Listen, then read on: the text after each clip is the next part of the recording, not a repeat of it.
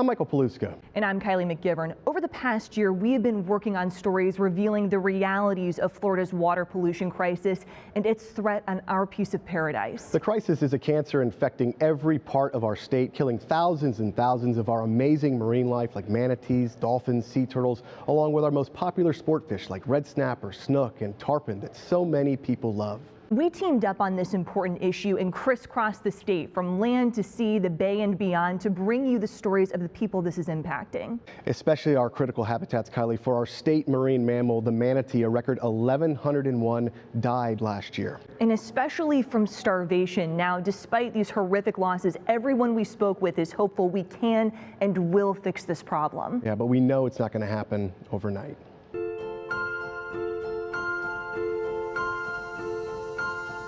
There is a beauty like no other at Homosassa Springs. Gliding above the crystal clear waters, the world at the surface, peaceful, pristine. We enjoy the warm morning sun on our faces, but that's not why Kylie McGivern and I traveled here.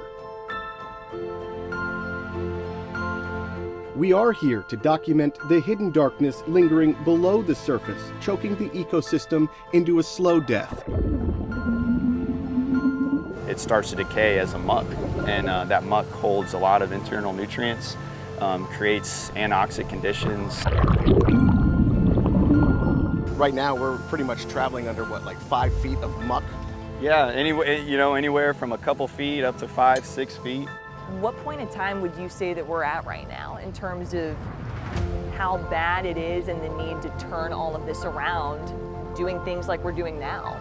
Yeah, that's a tough question. I would say it's time to act, time to start doing projects. It's time to really put shovel to the sand and start doing things. Biologist Ryan Brushwood is the project manager for Sea and Shoreline's restoration project at Homosassa Springs, a massive endeavor. Scuba divers spend hours underwater sucking out the muck caused by human pollution.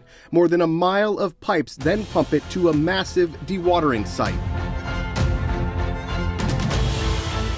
where it is cleaned and then flows back into the springs. When the muck is gone, Brushwood's team comes back in behind them, prepping massive cages to load onto boats, then drop into the spring. They are designed to protect acres and acres of aquatic gardens from hungry manatees until that grass can grow and take root into a future feast. Those residential canals wind up holding a lot of that muck, a lot of the nutrients, and so we try to target those as well. That grass will just pop and those blades will come back, and it's really neat to see the difference in the seasons. It sounds like the same pride and excitement that a farmer has, like when their crops are growing, it's made it through, like there's hope.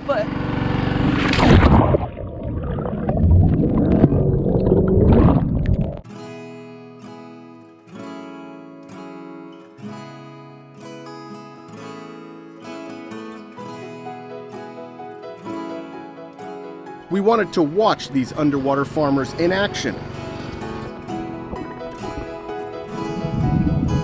The current and sediment makes it hard to see. And it's not exactly an easy place to do it. You have arguably the highest manatee population in all of Florida in the wintertime because they use these springs as a natural thermal refuge. Manatees eat a lot of seagrass and a lot of plants, but we've shown that it can be done. That's fun. You can see how challenging it is, and that when they lift up that huge metal container, it looks so easy underwater, but then they got to make sure it doesn't come back down on them. Right, on top of the plants. On top of the plants. That's hard work. That's really hard work. Our divers are really good. And they're planting about 500 plants a day. They'd have to stay underwater for how long? Usually our biologists will stay under for about an hour and a half at a time and then rotate out. About an hour and a half just sucking on this. Yep. Regulator planting. Yep. Nice work. And what we've seen, I mean, this is where a lot of the nutrients end up, but they're coming from places people may not even be thinking of. I mean, these farmlands, this isn't just homes along the river. Things that go on miles and miles away absolutely have an impact in what eventually gets back to our water bodies.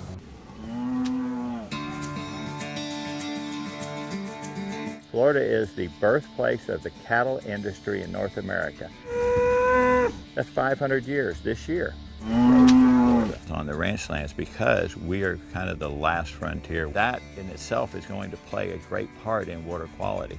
Jim Strickland, owner of Strickland Ranch, I'm not a scientist, I'm a cowboy rancher. comes from a family that has been ranching in Florida since the Civil War. Coming from a long history, he now looks years ahead. We play a part in the future of Florida, and we think we are going to be one of the answers. The rallying cry of a rancher pushing people to realize their role in keeping Florida waters clean. Strickland relies on the Florida Department of Agriculture for best management practices, We rotate pastures, monitoring how much fertilizer and phosphorus is put on the land, and we've got a small margin of profit in the cattle industry, so we really watch our costs. and where the cattle congregate, getting them away from streams and ponds. You don't have much runoff that comes from cattle being concentrated because you see how quickly we've run through these cattle. Cow coming. We get them in, we move them, we take them out. Cow. We used to use products that we do not use today. In August, the Department of Agriculture announced it would start conducting in-person site visits rather than relying on voluntary self-reporting. The 29? Yeah. That scientist coupled with somebody like me or any number of thousands of ranchers and farmers across Florida, I think that's the dream team. I don't want to be the guy that ruins somebody downstream. In Florida, everything, and I mean everything, flows into someone's downstream. Every different spot has their boogeyman, so to speak. Failing septic systems, outdated sewage treatment plants, stormwater runoff, way too many fertilizers on lawns. Those are our biggest issues here. Aaron Adams is the Director of Science and Conservation at Bonefish and Tarpon Trust.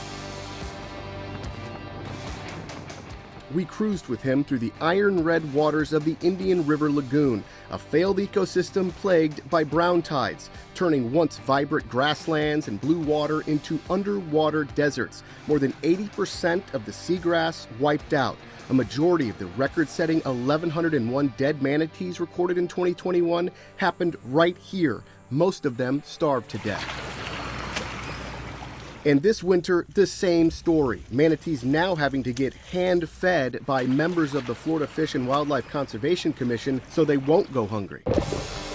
This is not going to do it for manatees, no. But if we don't fix it, Florida's future, I think, is pretty dim. If tarpon have been around for 60 million years in present form, and they're having problems, that should really have the alarm bells going off for us. But we have to realize that if we don't get started now, we will get to the point at some level where it's too late to fix it. And the problem from a scientific perspective is we won't know we've hit that point until we're past it.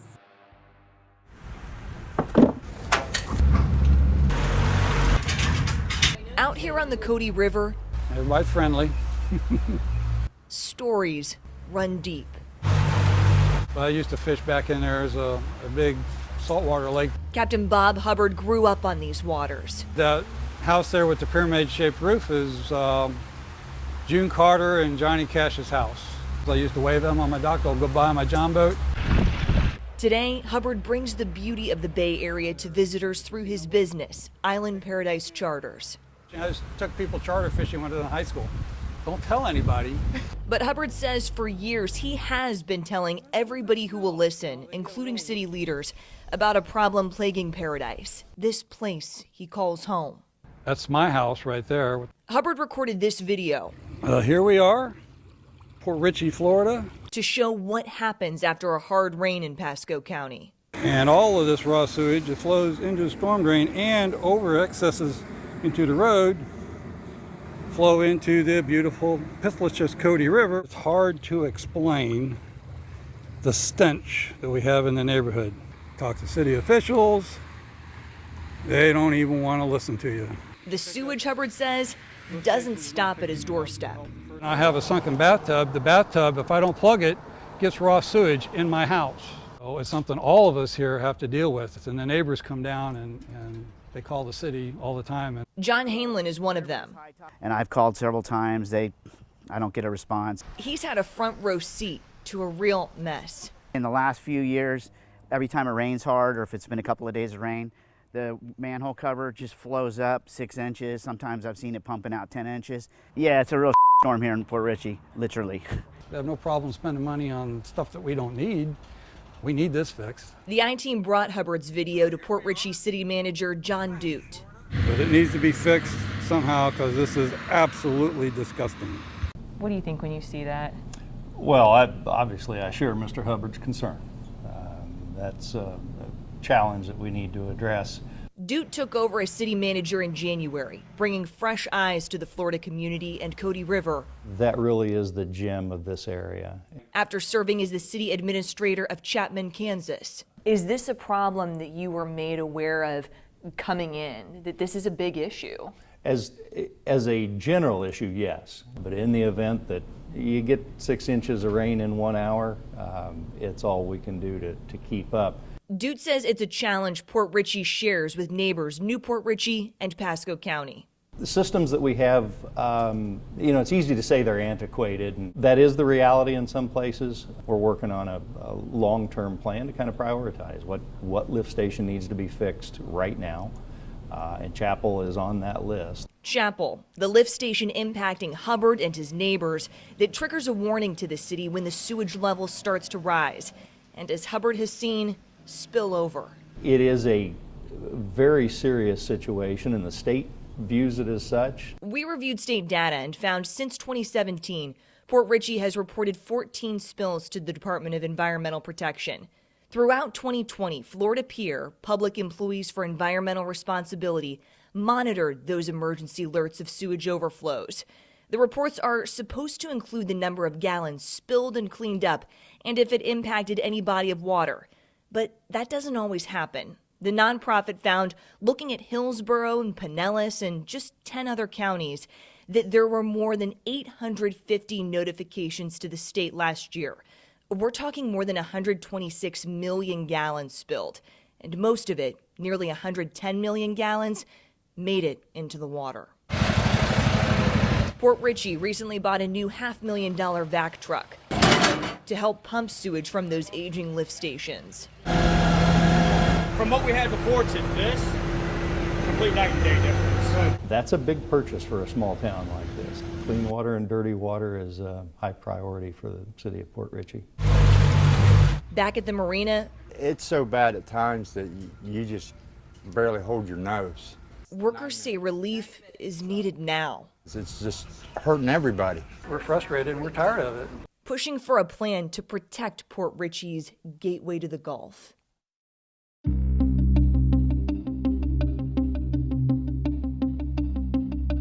It almost makes you wonder about what's going to be there in the future. Captain Luke Bonner volunteered to ferry us into Bishop Harbor near Port Manatee and the 2021 Piney Point spill so we could meet up with scientists from the Tampa Bay Estuary Program.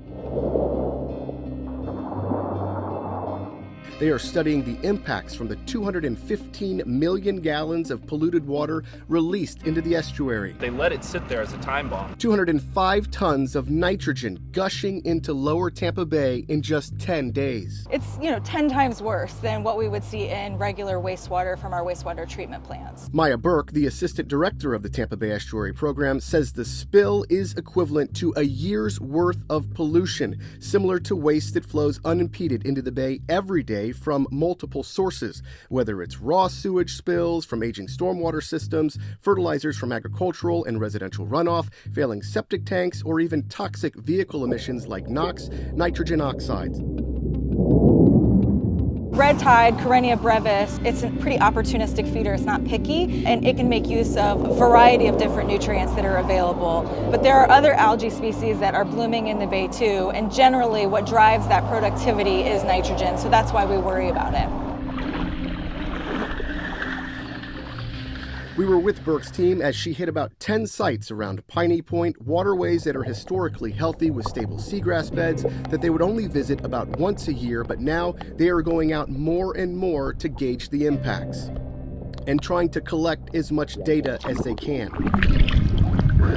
13, 13, and 16.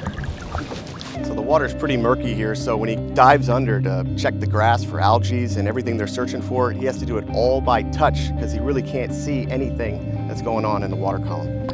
Burke says it's still too soon to know the exact impacts, but they are worried and feverishly trying to restore other parts of the bay in decline, like the Feather Sound area near St. Pete Clearwater International Airport. We're trying to get the community to really rally around those necessary actions and investments so that we can stop Old Tampa Bay from becoming the next Indian River Lagoon.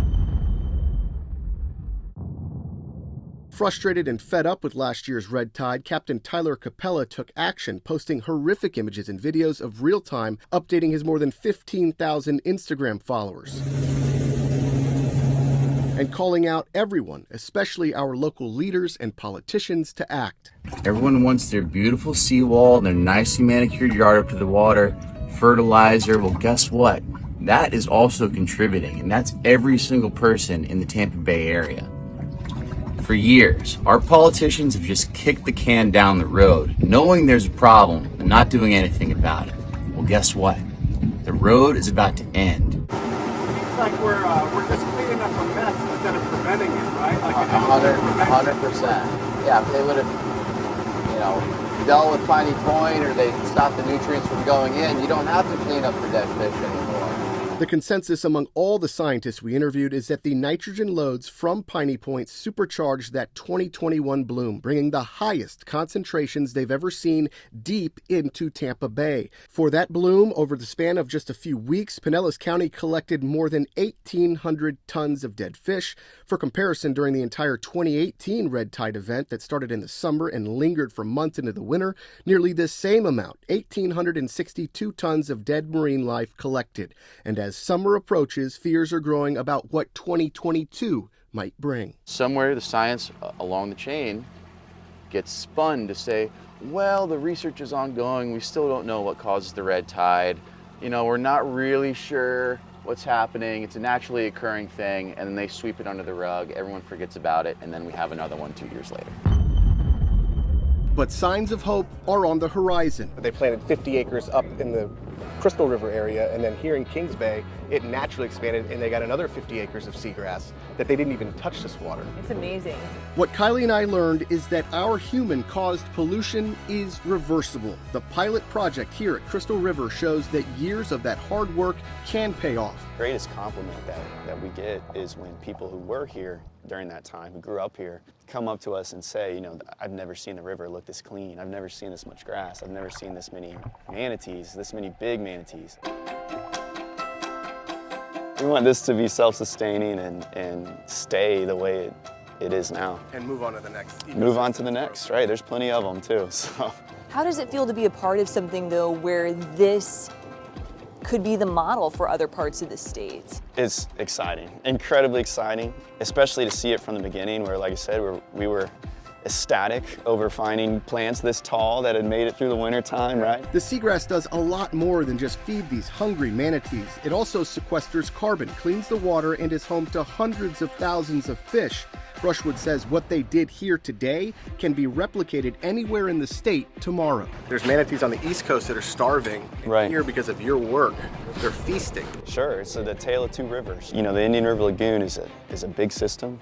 It needs a lot of work, but part of that work is definitely to plant seagrass and at least do some pilot projects and try to get it going. Because it needs it desperately. They have a terrible algae problem, a muck problem, a lot of the similar things that we saw here. Red tide, brown tide. You name it, all the tides. Everything. In Crystal River, I'm Michael Paluska with investigative reporter Kylie McGivern and photojournalist Reed Moeller, ABC Action News.